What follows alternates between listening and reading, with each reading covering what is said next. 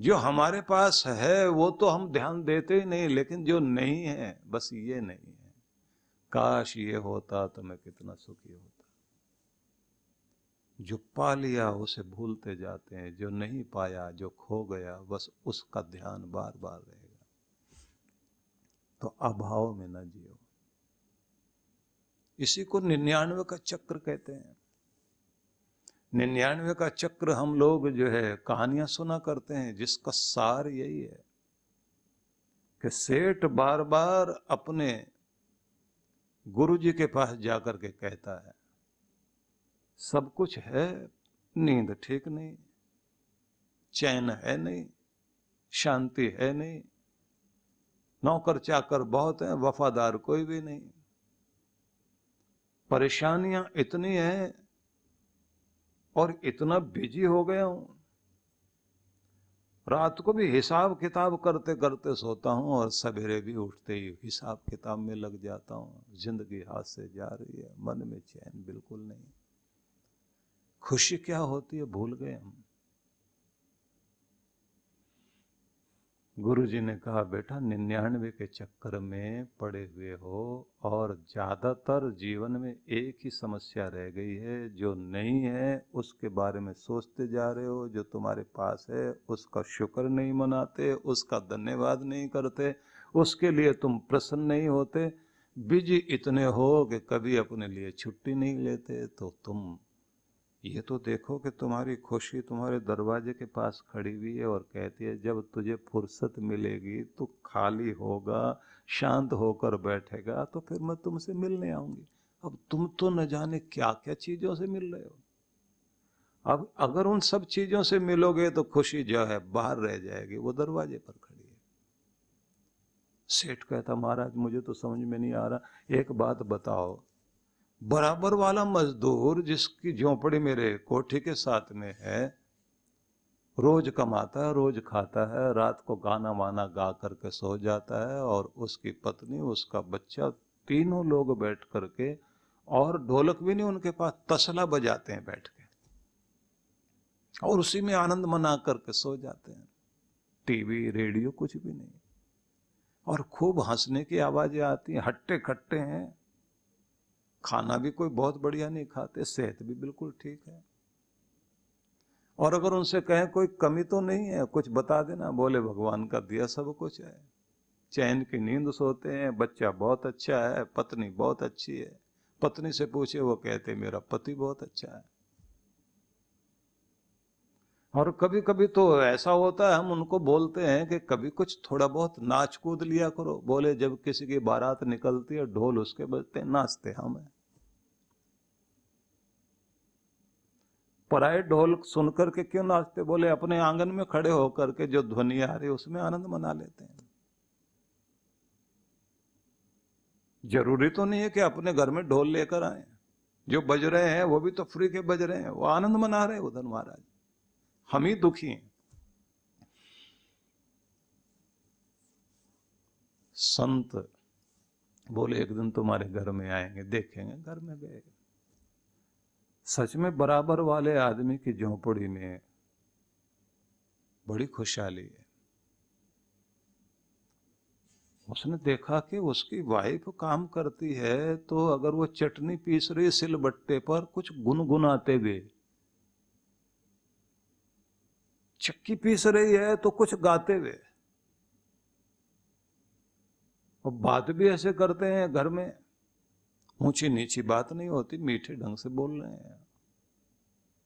और मसालों की जब उनके घर में भोजन बनता, मसाले की खुशबू आती है, सेठ कहता है हम तो मसाला खा लें तो पेट में गड़बड़ होने लग जाती है, और ये ऐसी मोटी बाजरे की रोटियां खा रहे हैं महाराज, हमको तो पचती भी नहीं। गुरु ने कहा ज्यादा हिसाब किताब मत लगाओ उनका, बात बस इतनी है कि तो अभाव में जी रहा है और वो स्वभाव में जी रहा है। और ये याद रख, न अभाव में जीना है, न किसी के प्रभाव में जीना है। जीना है तो बस अपनी आत्मा के स्वभाव में जीना है। आत्म स्वभाव में जीना शुरू करोगे तुम्हें आनंद आएगा। वो बोले महाराज कुछ भी समझ में नहीं आया,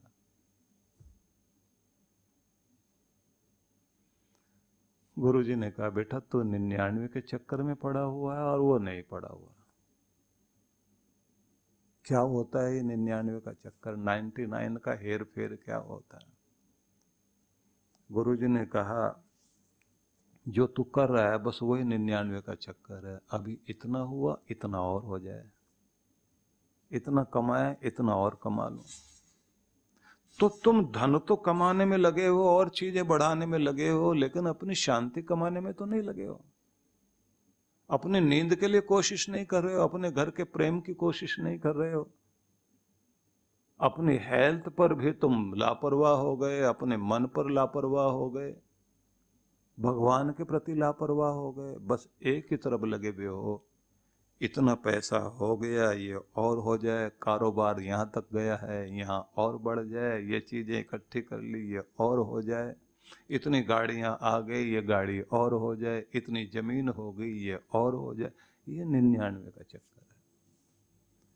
महाराज ये मुझे ही लगा हुआ या दुनिया भर को? बोले जितने भी दुखी लोग दिखाई देते हैं ना, जिनको कहते हैं कुछ योगी हैं और कुछ वियोगी हैं, जो वियोगी लोग हैं वो ऐसे ही अपने दुख से जुड़े हुए हैं और अपने सुख से वियोग लिए बैठे हैं।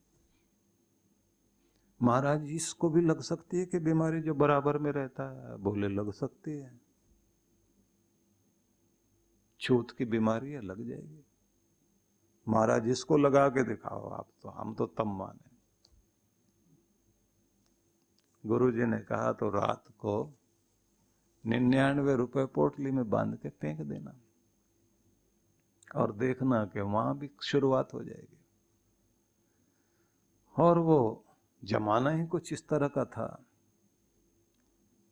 चांदी के 99 सिक्के बांधकर एक पोटली में फेंक दिए गए और सवेरे जैसे ही घर के अंदर से पहले तो महिला उठी, उसने जो सामने देखा पोटली पड़ी हुई है, खोली, गिना,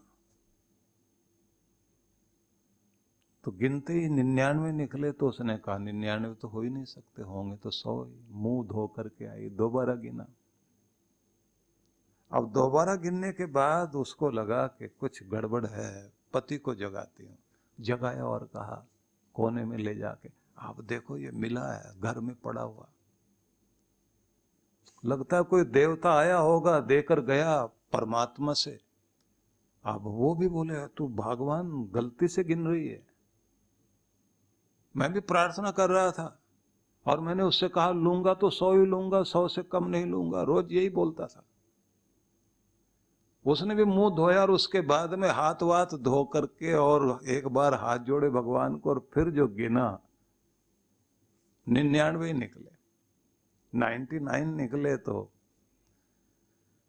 बोले तूने 2 बार गिन लिए? बोले 2 बार गिन लिया। बोले मैंने भी गिना 99 ही है, तो मैंने तो मांगा था 100, तो एक कम क्यों दिया?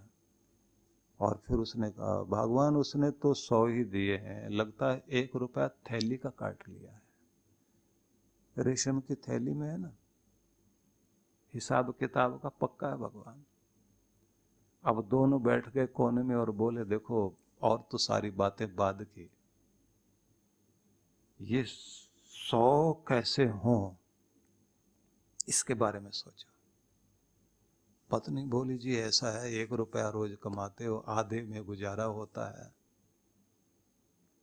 और आधा और कामों में लग जाता है, तो ऐसा करते हैं कि 50 पैसे मतलब 8 आने रोज बचाना शुरू करते हैं ना।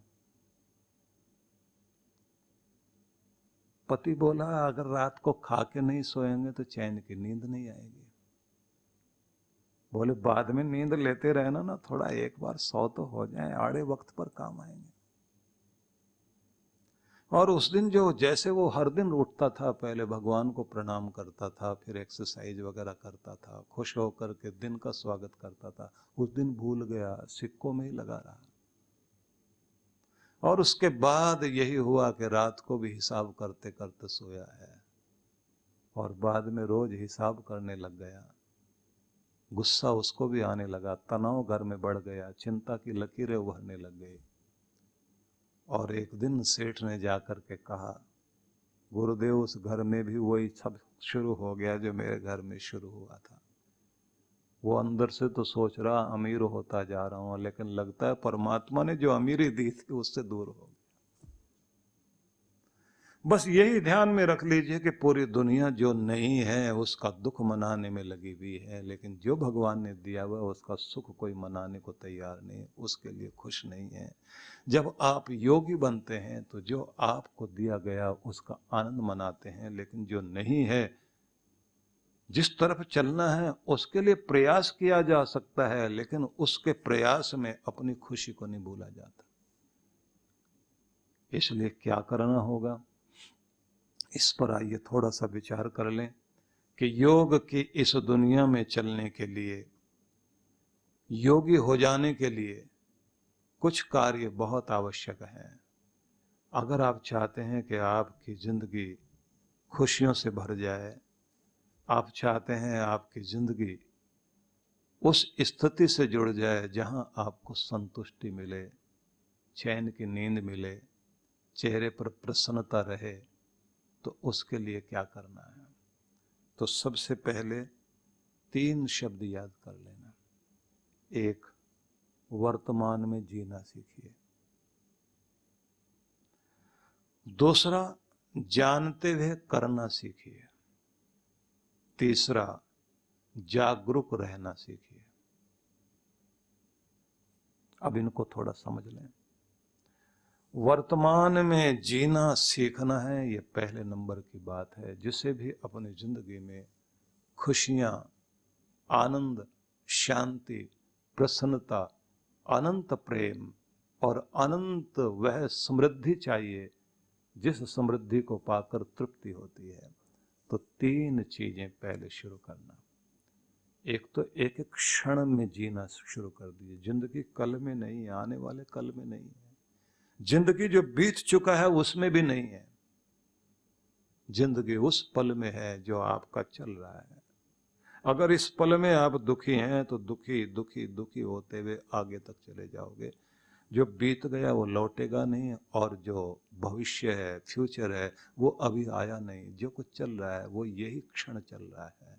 इसलिए आपने देखा होगा बूढ़ा आदमी हमेशा पास्ट में जीता है। मैंने ये किया था, मैंने वो किया था, मेरे जिंदगी में ये हुआ, ये घटनाएं घटी, वो पुरानी बातें याद करके बात करेगा। जवान आदमी हमेशा ही फ्यूचर की बात करेगा, ये करने वाला हूं, वो करने वाला हूं, ये मैंने प्लान बना लिया, ऐसा होगा वैसा होगा। तो दुखी दोनों ही हैं।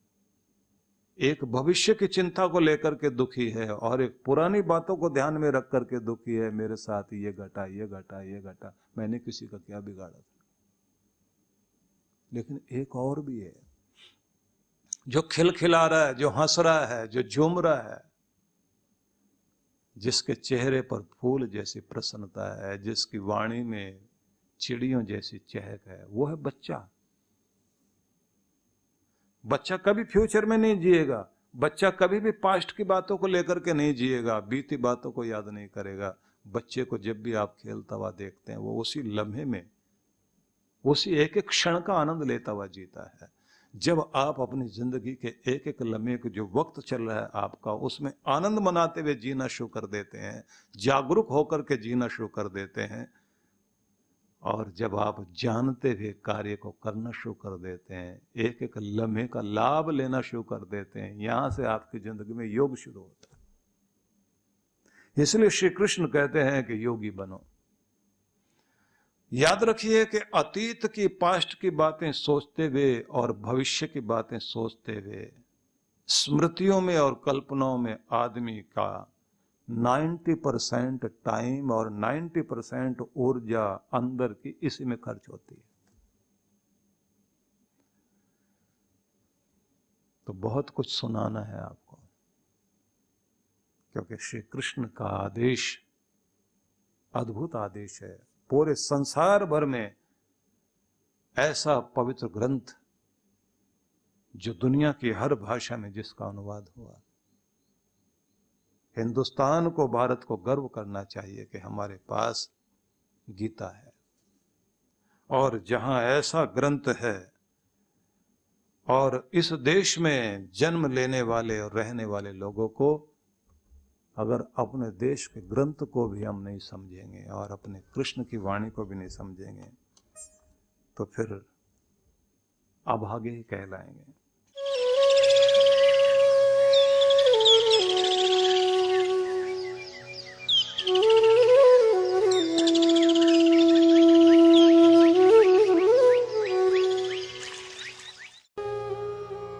धर्म कोई भी हो, हर धर्म में मान्यता है कि अपनी कमाई का कुछ हिस्सा धर्म कर्म के कार्य में अवश्य लगाना चाहिए।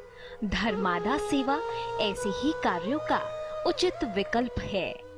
धर्मादा सेवा पुण्य कवच बनाता है, आयुष्य आरोग्य बढ़ाता है, घर परिवार में खुशहाली लाता है। भाग्यशाली कुलीन परिवार धर्मादा सेवा प्रतिमाह जीवन पर्यंत करते हैं। परम पूज्य श्री सुधांशु जी महाराज के सानिध्य में विश्व जागृति मिशन के तत्वाधान में पिछले कई वर्षों से धर्मादा सेवाओं का संचालन किया जा रहा है। आइए इन धर्मादा सेवाओं पर एक दृष्टि डालें। अनाथ एवं निर्धन बच्चों के लिए शिक्षा केंद्र।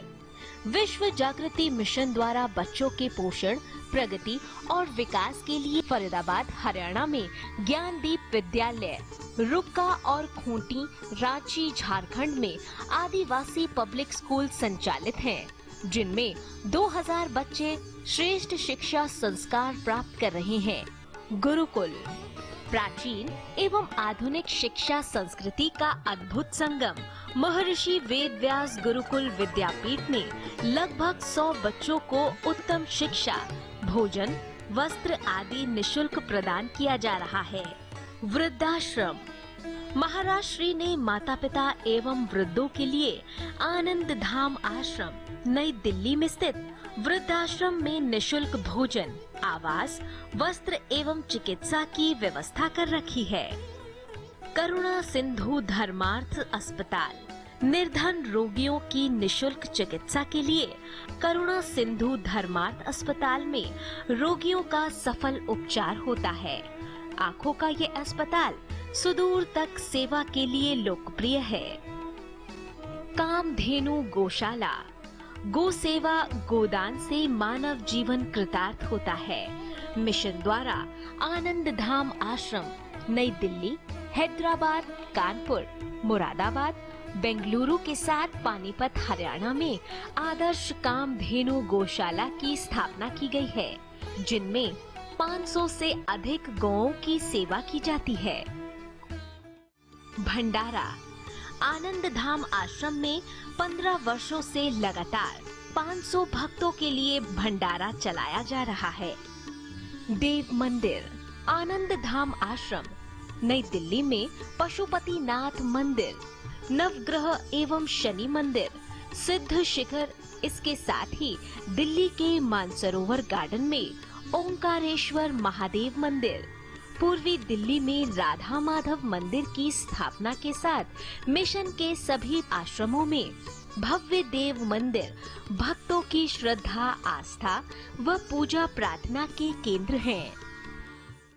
यज्ञ, सत्संग, ज्ञान, ध्यान पूज्य महाराज श्री यज्ञ सत्संग के प्रसाद से संपूर्ण विश्व के लोगों को अपने सद चिंतन व सद विचारों के उपदेशों से जागरण का संदेश दे रहे हैं। दैवीय आपदा विश्व जागृति मिशन द्वारा समय समय पर प्रधानमंत्री राहत कोष एवं बाढ़, भूकंप, सुनामी आदि से प्रभावित लोगों की सहायता की जाती है।